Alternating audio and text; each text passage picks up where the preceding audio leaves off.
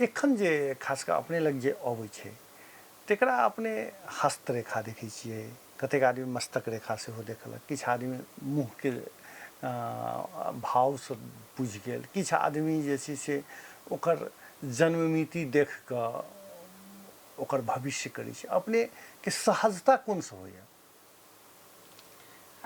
हमरा लेल सब सहज है।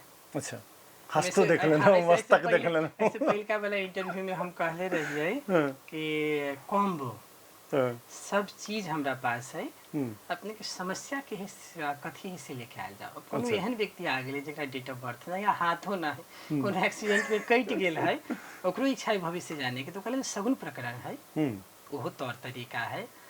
बहुत व्यक्ति तो फोन पर अपन गाइडलाइन सब लेते रहे छथिन कि अब तो न व्यक्ति सामने ही न कुछ हो है, तो वर्ड के आधार पर जिस समय में फोन करे छथिन वही समय के लग्न कुंडली तैयार करके प्रश्नोत्तरी बना करके प्रश्न कुंडली के आधार पर एस्ट्रोलॉजी में मल्टीपल ब्रांचेज है। अब कते ब्रांच के अपने कमांड कर सके छिए।